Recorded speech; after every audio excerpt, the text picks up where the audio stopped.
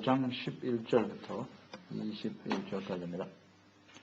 신명기 5장 11절에서 21절까지 읽습니다. 너는 내 하나님 여호와의 이름을 망령되이 일컫지 말라. 나 여호와는 내 이름을 망령되이 일컫는 자를 죄 없는 줄로 인정하지 아니하리라. 내 하나님 여호와가 내게 명령한 대로 안식일을 지켜 거룩하게 하라. 엿새 동안은 힘써 내 모든 일을 행할 것이나 일곱째 날은 내 하나님 여호와의 안식일인즉 너나 내 아들이나 내 딸이나 내 남종이나 내 여종이나 내 소나 내 낙이나 내 모든 가축이나 내 문 안에 요하는 객이라도 아무 일도 하지 못하게 하고 내 남종이나 내 여종에게 너같이 안식하게 할지니라. 나는 기억하라. 내가 애굽 땅에서 종이 되었더니 내 하나님 여호와가 강한 손과 편팔로 거기서 너를 인도하여 내었나니 그러므로 내 하나님 여호와가 내게 명령하여 안식일을 지키라 하느니라. 너는 내 하나님 여호와께서 명령한 대로 내 부모를 공경하라. 그리하면 내 하나님 여호와가 내게 준 땅에서 내 생명이 길고 복을 누리리라. 살인하지 말지니라. 간음하지 말지니라. 도둑질하지 말지니라. 내 이웃에 대하여 거짓 증거하지 말지니라. 내 이웃의 아내를 탐내지 말지니라.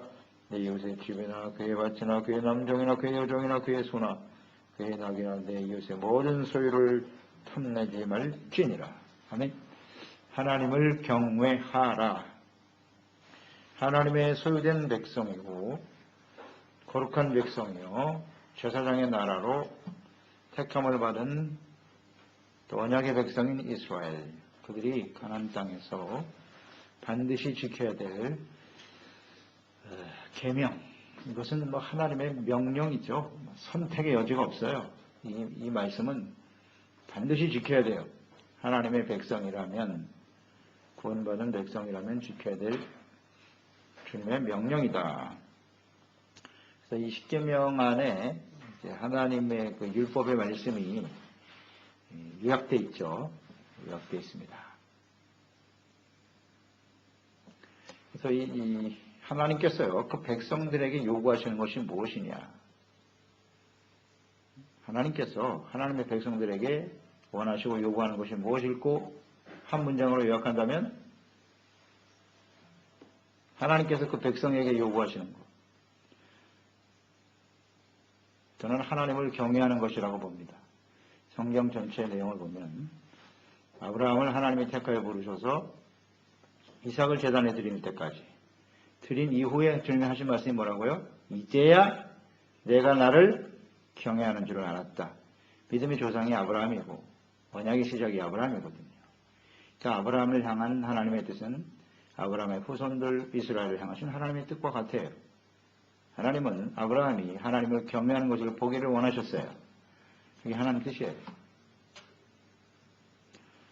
그래서 성경 전체의 내용 중에서 이게 요약할 수 있는 부분이에요. 하나님의 백성으로서 하나님을 향해서 우리가 할 수 있는 일이 뭐냐? 하나님을 경외하는 일입니다. 맞습니까?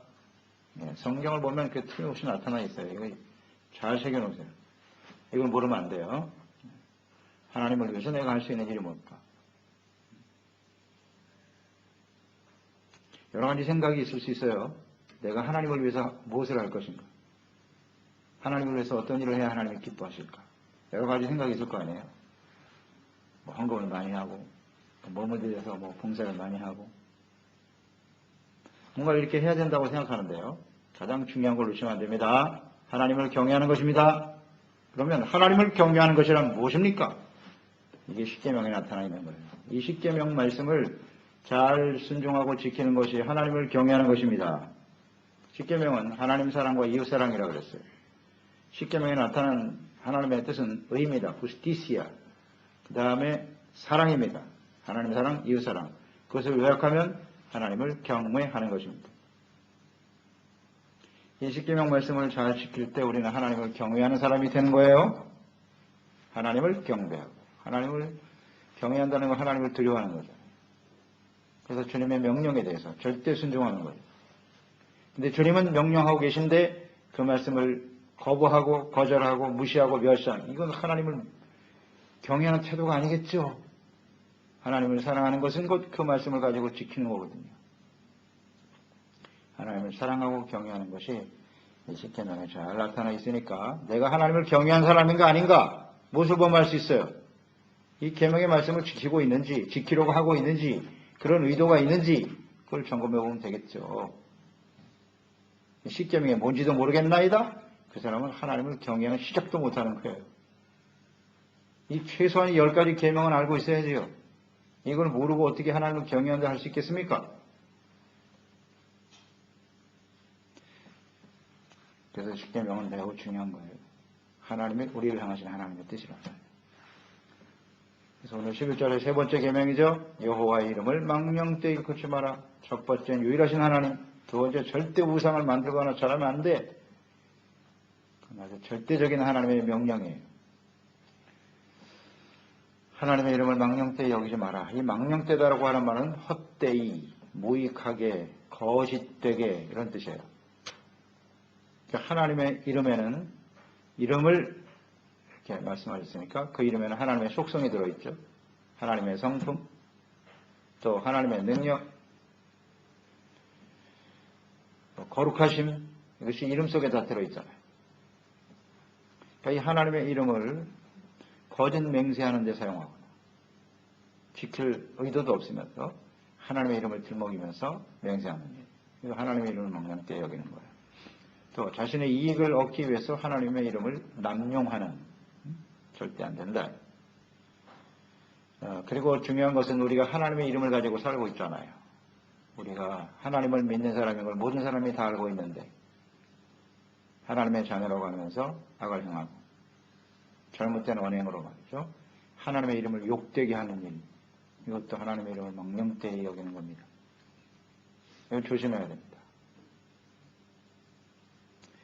하나님의 속성, 하나님의 거룩함을 훼손하는 그런 언행을 우린 조심해야 한다. 그것이 죄다라고 말씀하고 있네요. 그 다음 12절에 4계명이죠. 안식일을 지켜 거룩하게 하라. 안식일을 지켜 거룩하게 하라. 자, 안식일을 잘 지켜야 된다라고 하는 것.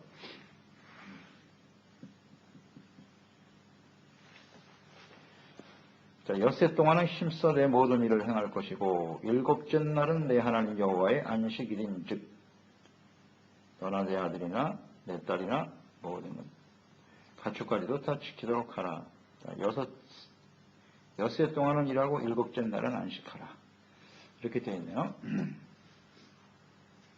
그러니까 이 말씀을 보면요, 그 안식일에 대한 규례가 어떤 것이 안식일이냐. 이것 때문에 말이 많잖아요. 그래서 토요일날이 안식일이다. 그러니까 그날을 안식일로 지켜야 돼. 아니면 주일을 안식일로 지켜야 되는 거냐. 이 문제 가지고 뭐 말이 많은데요. 성경 보세요. 지금 잘 보세요. 6일 동안 일하고 일곱째 날에 안식하면 되는 거예요. 그럼 일곱째 날의 기준이 뭐냐는 거죠. 그렇잖아요. 토요일날 안식일을 지키든지 주일날 안식일을 지키든지 중요한 건 뭐예요? 6째 동안은 일하고 일곱째 날에 안식하라는 거예요. 그게 하나님 뜻이에요. 그래요 안 그래요? 그러니 꼭 토요일만이 안식이다. 그건 율법이라고. 그것도 성경대로 해야 돼요. 성경대로. 주일날 지키는 것이 뭐가 잘못됐다는 거예요? 6일 동안 일하고 7일날 안식하겠다는데 그게 잘못됐나? 왜 그걸 가지고 싸우느냐 이거예요. 중요한 개념을 이해를 해야지. 이해를. 6일 동안 일하고 7일날은 하나님의 안식일로 적혀서 우린 예수님 부활하신 날을 안식일로 지킨다. 뭐가 잘못됐어요? 그게 율법을 어기는 거라고요? 그렇지 않습니다. 잘 보세요. 말씀대로. 안식일을 지키지 않는 것이라고? 그렇지 않아요. 그래서 일단 6일 동안은 열심히 일을 해야 돼. 그래야 7일날 안식이 의미가 있어. 의미가 있어요. 그 다음 이 안식일에 관련돼서 우리가 묵상해야 될 것은 뭐냐면 이건 주님의 날로 인정하는 거잖아요. 그래서 하나님께 나와서 예배드리고 주님을 섬기는 거죠. 이 안식이라고 하는 거예요. 그러니까 우리는 안식을 어떻게 해서 얻을 수 있느냐. 재물을 많이 소유하면 안식을 얻는다고 그러죠. 세상 사람들은 다 그렇게 생각하고 있어요. 많은 것을 쌓아놓고 있어야 안식을 얻는 것이다. 그러니까 조금이라도 좀 벌 수 있을 때 열심히 벌어서 이제 창고에 가득 쟁여놓고 평안히 안식하며 살 것이다. 대단히 어리석은 것이라고 말씀하고 있죠. 안식의 개념은 하나님과의 관계 속에서 얻어지는 거예요. 하나님 안에 있을 때 안식을 누릴 수 있게 돼요. 우리가 이 주님의 날에 와서 예배드리는 것은 우리의 죄와 허물을 고백하는 시간이라고 그랬잖아요. 주님께 용서받고 은혜받고 의롭다함을 얻고 하나님과 교제하고 참된 안식을 얻게 되는 것입니다. 안식의 의미를 잘 알아야죠. 그래서 하나님 앞에 온전한 예배를 드리는 거예요. 의와 거룩함이 없는 안식은 없습니다. 이게 속으면 안 돼요. 아무렇게나 벌어도 아무렇게나 살아도 많은 것만 누리고 있으면 안식할 수 있다고? 그게 사탄의 가르침이죠. 절대 속으면 안 되죠. 하나님 앞에 의와 거룩함으로 설 수 있어야 돼요. 주님과 만나야 안식을 얻습니다. 수고하고 무거운 짐진 자들아 다 내게로 오라. 그래야 너희가 쉼을 얻는다 그랬어요. 나는 마음이 온유하고 겸손하니 내 멍에를 메고 내게 와서 배워라. 그러면 너희가 쉼을 얻으리라. 온유하고 겸손함으로 하나님을 예배하고 섬기는. 그럴 때 우리는 쉼을 얻게 되는 거예요. 안식의 개념을 잘 이해해야 된다는 거고, 그 다음 아무런 일도 하지 말라는 거 아니에요. 그날은 엿새 동안 일하지만 7일째는 하나님 앞에 노동을 하지 말라. 일하지 말라는 건 무슨 뜻이에요? 재물과 관련되어 있다고 그랬죠. 경제활동을 하지 말라는 거예요. 이게 재물이거든요. 그러니까 안식일을 지킨다고 하는 것은 어떤 의미를 갖느냐. 너희가 하나님과 재물을 절대로 겸하여 섬길 수 없다 그랬어요. 두 주인을 섬기지 못한다 그랬거든요. 그 주일날 모든 일을 스톱하고 하나님을 예배한다고 하는 것은 나는 재물보다 하나님을 더 사랑하고 경외합니다. 라는 믿음의 고백이죠. 네? 이것도 할 줄 모르면 그건 하나님의 자녀가 아니에요. 여전히 두 주인을 섬기고 왔다 갔다 하고 있는 거라고. 그렇잖아요. 그렇지 않습니까? 분명 우리 중심을 보면 다 알잖아요. 하나님께서. 왜 주일날 일하려고 하는데 주일날 돈을 더 잘 버니까. 조금이라도 해야 더 이익이 생긴다는 거 아닙니까? 그건 하나님보다는 재물을 더 의지한다는 얘기예요. 간단한 얘기죠. 그래서 노동을 하지 말라는 거예요. 또 하나, 이 안식일의 의미는 모든 날의 주인이 하나님이시다. 이것을 인정하는 거예요. 우리에게 주어진 날, 시간들은 하나님께부터 주어진 것이다. 하나님을 예배하고 하나님 앞에서 나의 주어진 날들을 또 하나님과 함께 동행하며 살아가고자 하는 간절한 열망. 우리가 하나님께 11조 드리는 것이 재물의 주인이 하나님을 인정하는 것처럼 이 하나님의 날, 거룩한 날, 주님 앞에 구별해 드리는 것은 우리 시간의 주인은 하나님이시다. 또 거기에 주님께서 명하셨어요. 함께하는 가족들, 아들, 딸들도 다 지켜야 돼요. 종들과 가축들도 다 지켜야 됩니다. 가축도 일하게 하면 안 돼. 또 자신들과 함께 있는 객들 있어요. 손님들, 이런 사람들도 일하지 말고 안식하게 하라. 이게 하나님 뜻이에요. 나만 안식하는 것이 아니라 모든 사람들이 함께 안식을 누릴 수 있도록 하라. 안식일에 대해서는 하나님께서 굉장히 많은 부분을 할애하셨죠. 이 안식일이 그만큼 중요하다는 거예요.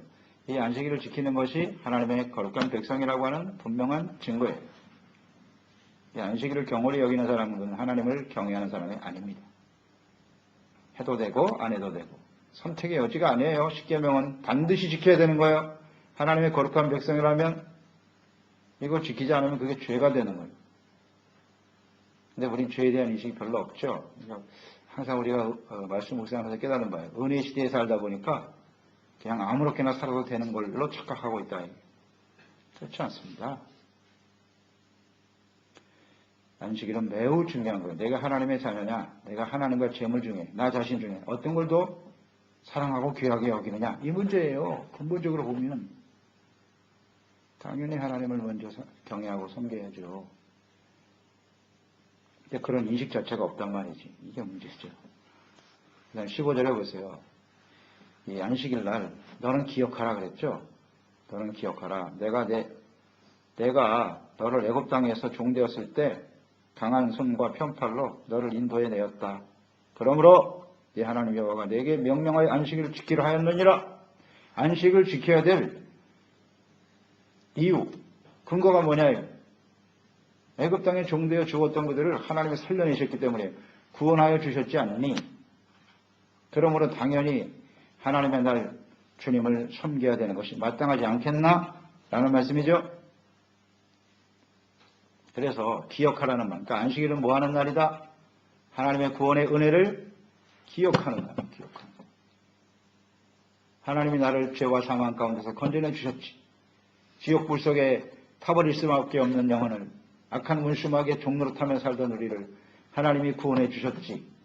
이 구원의 은혜를 기억하는 시간이에요. 안식일은.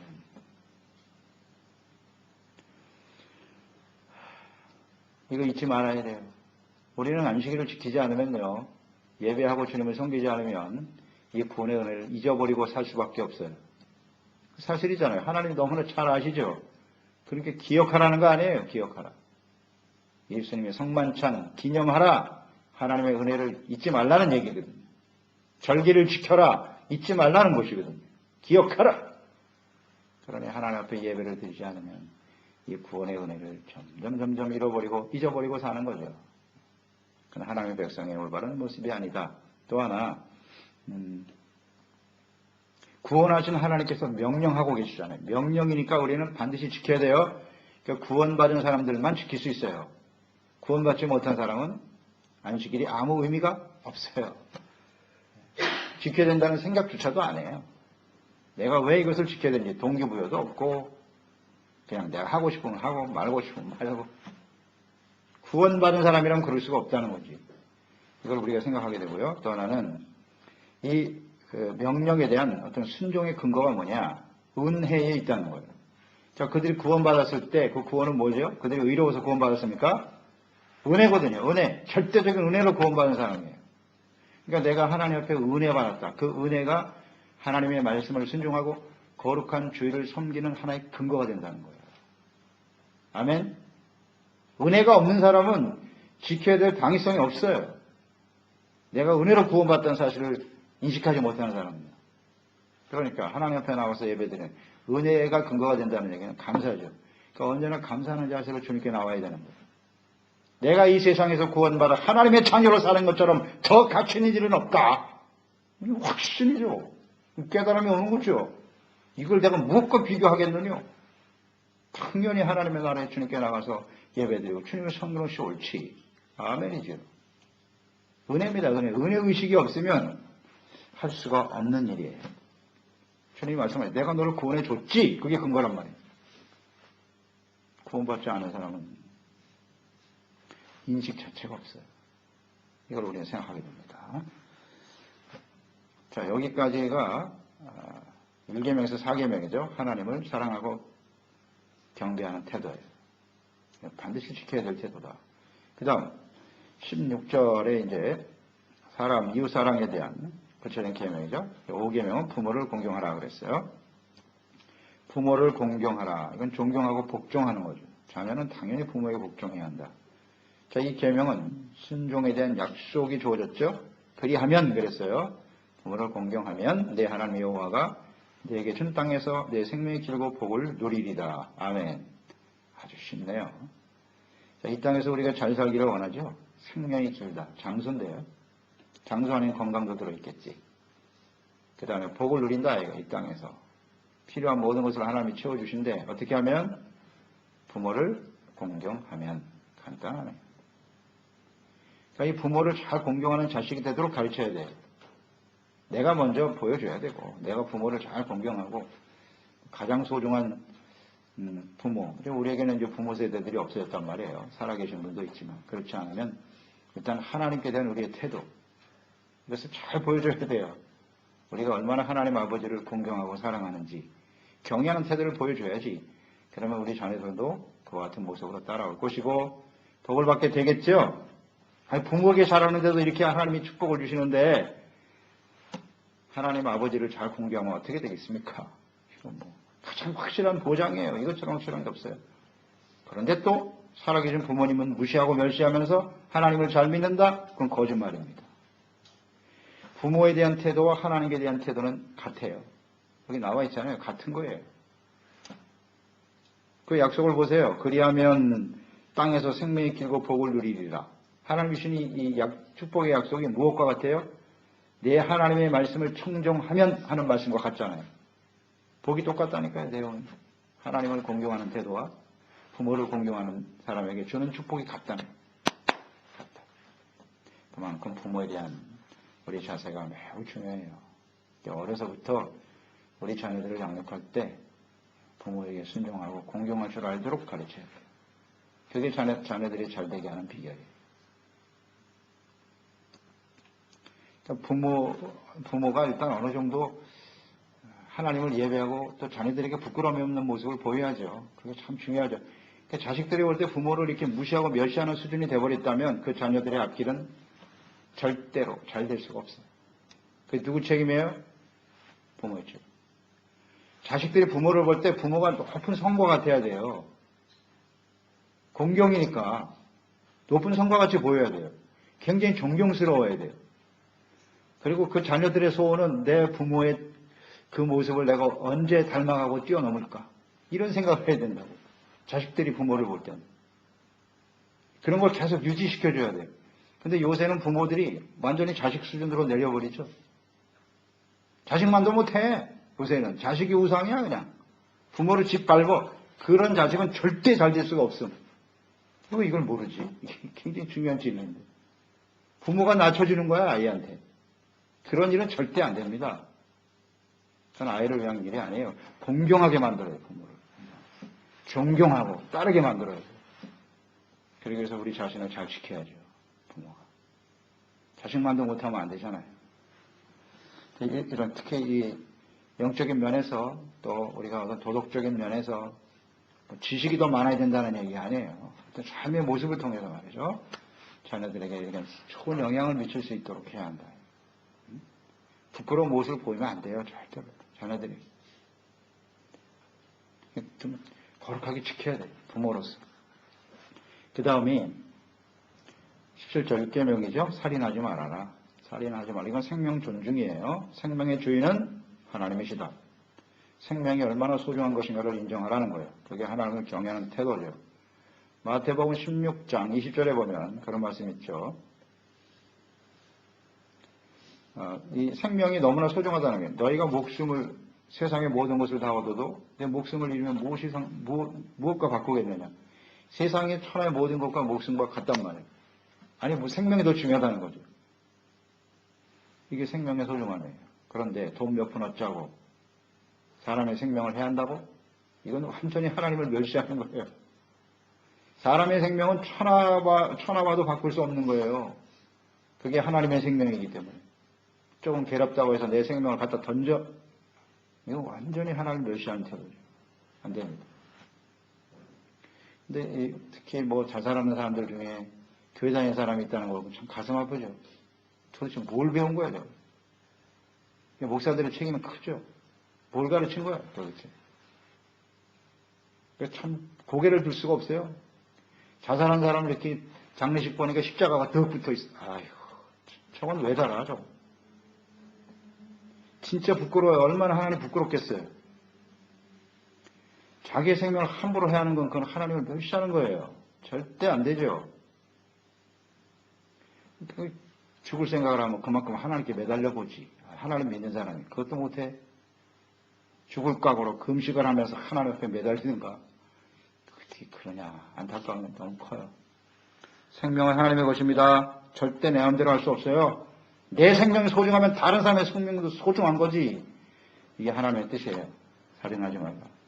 직접 살인도 살인이지만 간접 살인도 심각하다 그랬죠. 형제를 미워하는 일. 이거는 살인이라 그랬어요. 마태복음 5장 21절 22절. 살인하지 말라. 누구든지 살인하면 심판을 받게 된다고 하셨지. 나는 너에게 이르노라. 형제에게 노하는 자마다 심판을 받게 되고 형제에 대하여 라가라 하는 자는 공에 잡히게 되고 미련한 놈이라 하는 자는 지옥불에 들어가리라. 지옥불이에요. 살인하는 사람은 지옥불로 들어갑니다. 그만큼 중요한 거예요. 이 살인이다. 절대 형제를 미워하거나 욕하면 안 됩니다. 이것은 이웃을 대문과 같이 사랑하라는 거죠. 내 생명이 소중하면 다른 생명도 소중한 거예요. 7계명 18절이죠. 간음하지 말라. 간음하지 말라고 하는 것은 일단 가정을 소중하게 지키라는 뜻이고요. 그 다음 육체 정욕을 제어하라는 뜻이고요. 우리 육체를 그대로 풀어주면요, 온갖 더러운 일에 유혹을 받게 돼 있어요. 예수님께서는 마음의 음욕을 품는 것도 간음이라고 그랬죠. 아주 엄격하십니다. 그러니까 이것은 결혼의 신성함이에요. 가정, 결혼의 신성함을 지켜라. 육체와 영적인 성결함을 지켜라. 그런 뜻이에요. 이 육체적인 간음은 또 영적 간음과 연결이 돼 있죠. 우상 숭배하는 거 하나님 가장 미워하시거든요. 조심하라. 이거는 자기 육체와 영혼을 완전히 던져버리는 아주 악한 짓이에요. 조심해야 됩니다. 또 가장 유혹이 강한 모습이기도 하고요. 19절 8계명 도둑질하지 마라. 훔치고 속이는 거죠. 도둑이라고 하는 것은 남의 것을 빼앗는 것이기도 하고 속인다는 의미도 있어요. 사기치는 것. 남을 속여서 자신의 재물이나 유익을 얻는 일, 이것도 도둑질이죠. 도둑질하지 않는 가장 좋은 방법은 뭐라 그랬죠? 도둑질하지 않으려면 어떻게 하라? 나누면 되는 거예요. 나누는 것이 도둑질을 방해하는 가장 확실한 예방이에요. 그러니까 도둑질이라고 하는 것은 자꾸 자기만 얻자는 거 아니에요. 재물에 대한 이게 다 욕심이지.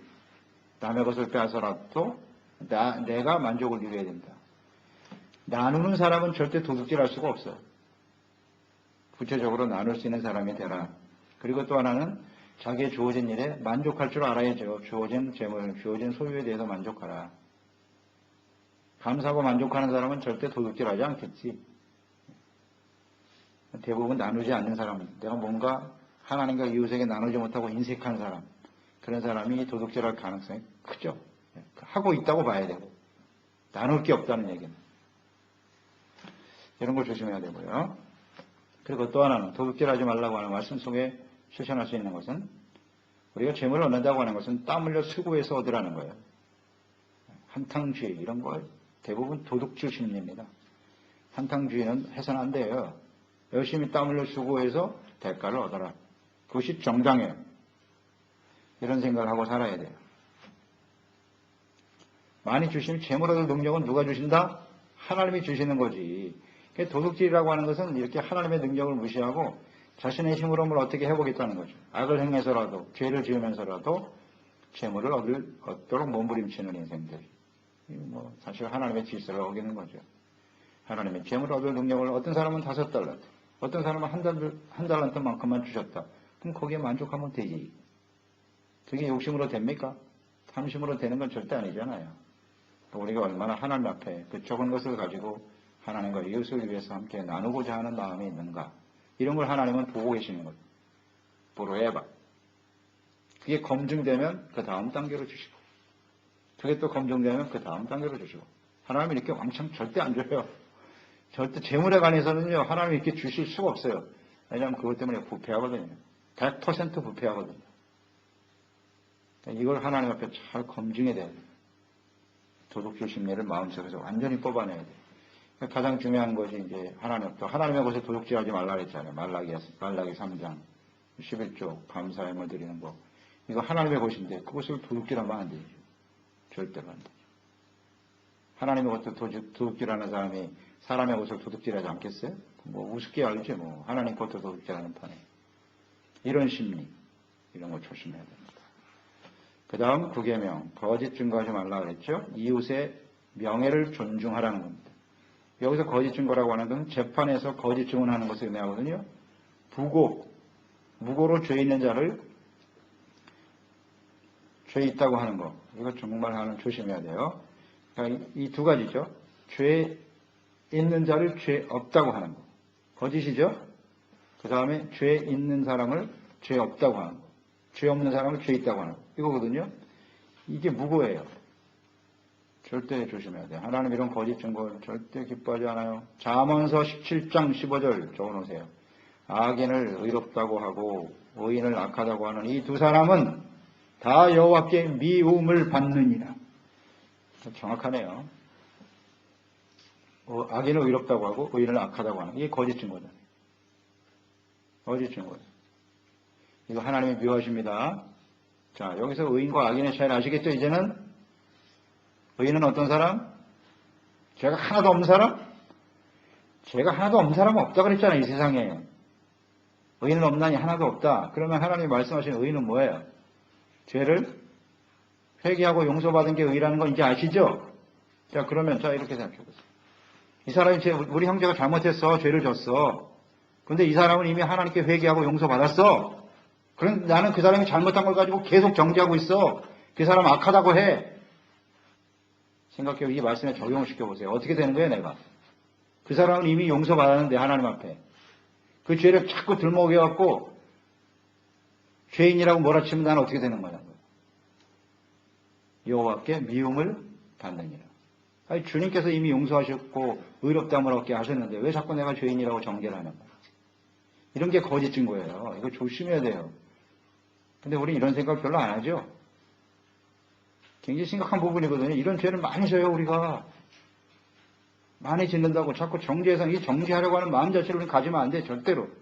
그건 하나님이 하실 일이고, 우리가 할 일은 중보하고, 불쌍히 여기고, 참아주고, 이것만 우리가 해야 할 일이잖아요. 성령의 열매, 대인관계의 성령의 열매는 오래 참음, 자비, 양선, 이 세 가지 뿐이에요. 그 외에 다른 것은 다 육체입니다. 절대 안 돼. 우리가 할 수 있는 건 참아주는 거예요. 선으로 대하는 거예요. 불쌍히 여기는 이것뿐이야. 왜 내가 자꾸 정죄를 해? 이거는 거짓 증거하는 일에 걸리는 거예요. 알았죠? 그게 나만 생각하는 게 아니지. 그것도 다른 사람한테 이야기하네. 그게 거짓 증거예요, 그게. 그게 거짓 증거라고. 이런 죄를 많이 져요. 이거 철저하게 회개해야 돼, 하나님한테. 그 다음 21절 십계명 이웃의 것을 탐내지 말라는 거죠. 결국 탐심입니다. 이웃의 모든 소유를 탐내지 말라. 아내이든지 집이든지 밭이나 남종 여종 탐내지 마라. 여기서 우리가 깨달을 수 있는 말은 뭘까요? 아내, 이웃의 집, 밭, 남종. 여기서 중요한 것은 비교의식입니다. 비교하지 말란 말이에요. 남의 떡이 커 보인다. 이게 여기에 해당하는 말이에요. 하나님이 얘기해 주신 거 그것으로 만족하면 돼. 왜 자꾸 남하고 비교를 해? 이게 비교의식에서 탐심이 생기는 거예요. 이웃의 소유와 내 걸 자꾸 비교해. 비교하지 말아요. 이것을 깨달아야 돼요. 탐심은 곧 뭐라 그랬죠? 우상숭배. 골로새서 3장 5절 기록해 놓으세요. 땅에 있는 지체를 죽여라. 땅에 있는 지체를 죽여라. 명령입니다. 곧 음란, 부정, 사욕과 악한 정욕과 탐심이니 탐심은 우상숭배입니다. 딱 나와 있잖아요. 땅에 있는 지체거든요. 이걸 없애야 돼요. 죽이라고 해서 죽이라고. 그러니까 땅에 있는 지체를 죽일 수 있는 방법은 뭐죠? 여러분 아십니까? 어떻게 땅에 있는 지체를 죽일 수 있을까요? 그렇습니다. 영으로서 로마서 8장에 나와 있잖아요. 영으로서 땅에 있는 지체를 죽이라 했어요. 하나님의 성령이 충만해져야 육체의 소욕을 이길 수 있어요. 다른 방법은 없나이다. 우리가 스스로 노력해서 땅에 있는 지체를 죽일 수 있을까? No. Impossible. 불가능합니다. 오직 하나님의 성령으로 충만해야 돼요. 하나님의 영이 역사를 하셔야 육체를 이기지. 그래서 우리는 기도해야 되는 것이고 말씀을 묵상하고 끊임없이 회개하고 돌이켜야 되는 거. 말씀과 성령밖에 없습니다. 그래요. 이 마지막 부분이 탐심인데요. 이 탐심이 모든 십계명 죄악의 근원이에요. 뿌리. 그게 뿌리예요. 그래서 우상숭배는 자기를 위해서죠. 자기를 위하여 우상을 만들지 말라. 자기를 위하여 탐심. 이것이 죄악의 본질이에요. 이 두 가지가. 이것 때문에 모든 죄가 파생되는 거예요. 일어나는 거예요. 그래서 우리 마음속에 자기를 위한 생각. 이런 게 교만이잖아요. 자기중심. 그 다음에 탐심. 그러니까 탐심을 극복하기 위해서는 어떻게 해야 되느냐. 감사하면 되겠죠. 늘 주어진 일에 만족하고 감사하면서 살자. 지족하는 비결을 배워요. 절대 남과 비교하지 말고.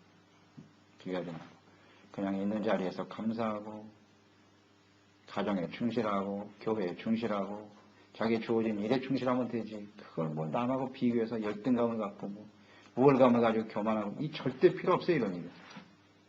온 세상이 그걸로 가득한데 우리는 그냥 주어진 우리의 자리에서 감사하는 마음으로 하나님을 경외하고 섬기는 종들이 되어야 하겠습니다. 기도하겠습니다. 하나님 아버지, 오늘도 주님께서 하나님의 택한 구원받은 백성들이 지켜야 될 주님의 명령입니다. 십계명은 선택의 여지가 없어요. 이건 반드시 우리가 순종해야 될 말씀입니다. 이것을 복종하는 것이 하나님을 경외하는 것이고 하나님을 사랑하는 것이고 이웃을 사랑하는 구체적인 모습이 아니겠사옵나이까. 그런데 이 말씀에 비추어 보면 우리가 어떤 죄를 짓고 있는지 잘 알게 되지요. 온전히 순종할 수 없는 것이 또한 우리의 모습이기도 합니다. 그래서 오늘도 기도하며 주님께 간구하오니 주의 성령님께서 천히 감동하시고 늘 말씀이 생각나게 하시고 깨닫게 하셔서 주님의 말씀을 기쁨으로 순종하며 따르는 저희들이 되게 하여 주시옵소서. 이 하나님의 말씀을 죄로 묵상하고 이것을 즐거워하는 저희들이 되게 하여 주시옵시고 성령의 인도하심을 따라 주어진 오늘날 하루의 삶 속에서 우리의 삶을 통하여 하나님의 이름이, 주님의 이름이 거룩히 여김을 받으시는 소중한 시간들이 되게 하시옵소서. 예수님의 이름으로 기도드려나이다.